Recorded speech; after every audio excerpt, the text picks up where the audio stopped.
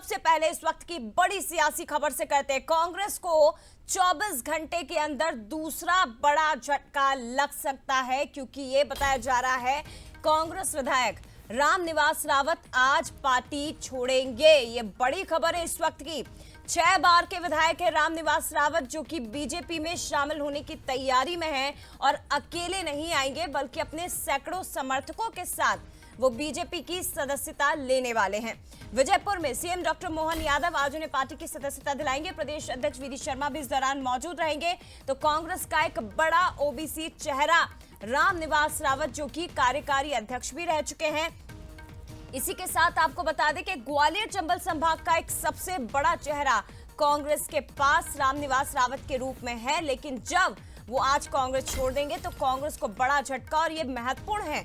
7 मई को जो चुनाव होना है उनमें ग्वालियर चंबल की सीटें भी शामिल हैं और वहां से आने वाले रामनिवास रावत जो पार्टी को एक बड़ा झटका देने जा रहे हैं।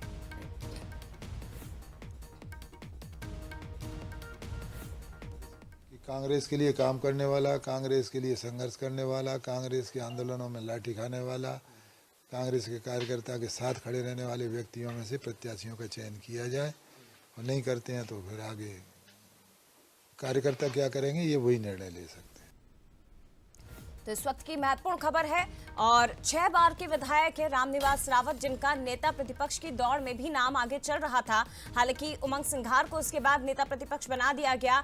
दरअसल टिकट वितरण को लेकर नाराजगी उनकी ओर से सामने आई। पहले भी उनके बीजेपी में शामिल होने की काफी तेजी से अटकलें लगाई जा रही थी, हालांकि बाद में वो सुर थोड़े से थम गए।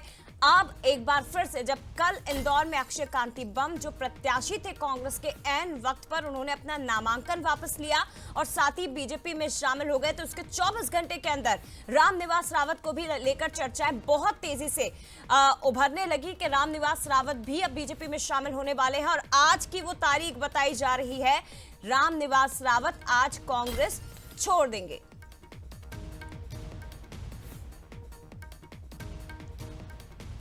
तो ये बहुत महत्वपूर्ण खबर है। और इसी के साथ आपको ये भी बता दें, ज्वाइनिंग टोली के जो संयोजक हैं डॉक्टर नरोत्तम मिश्रा, उन्होंने भी इस विषय को लेकर बंसल न्यूज से खास बातचीत की थी। जब रामनिवास रावत को लेकर उनसे सवाल पूछा गया तो उन्होंने कहा कि रामनिवास रावत काफी सीनियर लीडर हैं, जो भी फैसला उनकी ओर से लिया जाएगा सोच समझकर ही लिया जाएगा।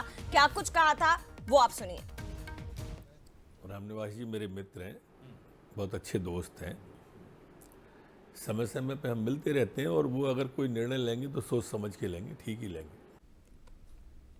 तो देखिए, ये आपने सुना, ज्वाइनिंग टोली के संयोजक हैं डॉक्टर नरोत्तम मिश्रा, और उनकी ओर से कहा जा रहा है कि वो काफ़ी सीनियर लीडर हैं, मेरे बहुत अच्छे मित्र हैं, जो भी फैसला उनकी ओर से लिया जाएगा काफ़ी सोच समझकर लिया जाएगा। और ऐसे में जब तीसरे चरण के चुनाव के लिए प्रचार प्रसार काफ़ी तेज हो चुका है, राहुल गांधी आज भिंड जिले के दौरे पर रहेंगे, वो ग्वालियर चंबल पहुंचेंगे।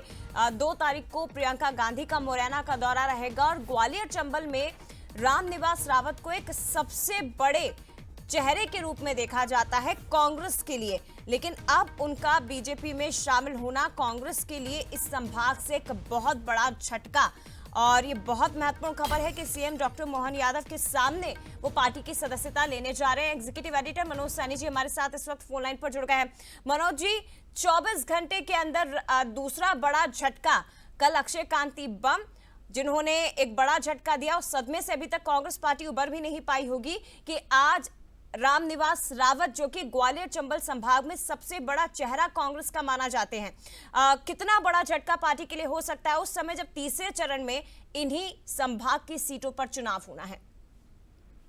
निश्चित रूप से रामनिवास रावत, जैसा कहा जा रहा है, यदि भारतीय जनता पार्टी ज्वाइन करते हैं, जिसकी संभावना अब तो प्रबल हो चुकी है, क्योंकि आज लगभग कार्यक्रम तय है कि वो भारतीय जनता पार्टी के वरिष्ठ नेता, चाहे हम मुख्यमंत्री की बात करें या फिर वीडी शर्मा की बात करें, सभी एक साथ ग्वालियर पहुंच भी रहे।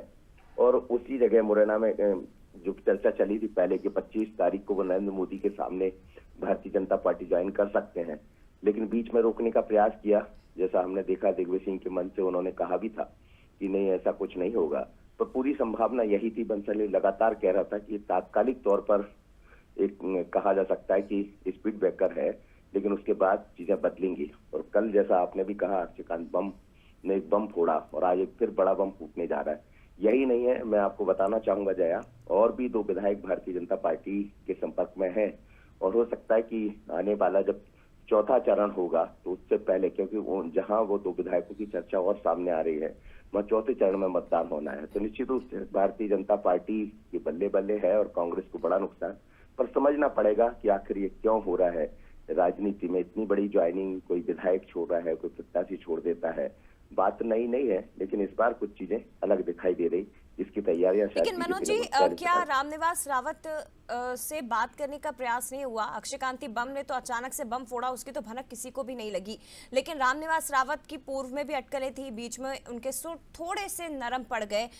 वो दिग्विजय सिंह के समर्थन में प्रचार प्रसार करते भी दिखाई दिए, और अब एक बार फिर से तो इतने लंबा जो पीरियड कांग्रेस को मिला, क्या उसमें उनसे बातचीत नहीं हुई? क्या उनकी नाराजगी दूर करने का प्रयास नहीं हुआ? और ऐसी कौन सी उनकी तरफ से डिमांड की जा रही है जिसे कांग्रेस पार्टी पूरा नहीं कर पा रही है, या उनकी मांगों पर अमल नहीं किया जा रहा है, या उन्हें कोई आश्वासन भी नहीं दे पा रही है? सर देखिए, दरअसल ये मुरैना में टिकट को लेकर, भिंड में टिकट को लेकर मसला गरमाया। नीतू को वहां से टिकट दिया गया है मुरैना से, और उसके बाद से लगातार वो खुद अपने लिए टिकट चाह रहे थे।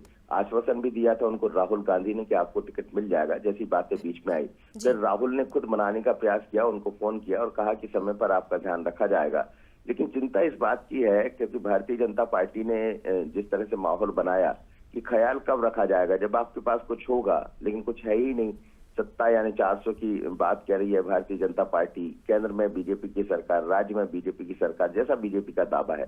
तो ऐसे में कोई भी कार्यकर्ता, अब महत्वाकांक्षाएं बहुत बड़ी हो गई जया, और वो तो रहा नहीं पार्टी के प्रति समर्पण। लेकिन रामनिवास रावत एक ऐसे व्यक्ति है ज्योतिरादित्य सिंधिया के बड़े नजदीक होते हुए भी लगातार कांग्रेस में बने रहे। फिर कमियां तो कांग्रेस के भीतर ही देखा जाएगा कि क्यों उनको नहीं मना पाए। हालांकि दिग्विजय सिंह या राहुल गांधी ने प्रयास किया उनको मनाने के, लेकिन वो नाकाफी दिखाई दे रहे हैं, और संभावना यही है कि आज वो भारतीय जनता पार्टी के हो जाएगी। बिल्कुल, देखिए कांग्रेस के लिए भी बहुत बड़ा झटका, और दूसरी तरफ क्योंकि नए प्रदेश अध्यक्ष जीतू पटवारी, ऐसे में उनके नेतृत्व पर भी अब सवाल खड़े होने लगे हैं। फिलहाल शुक्रिया आपका मनोज जी तमाम जानकारी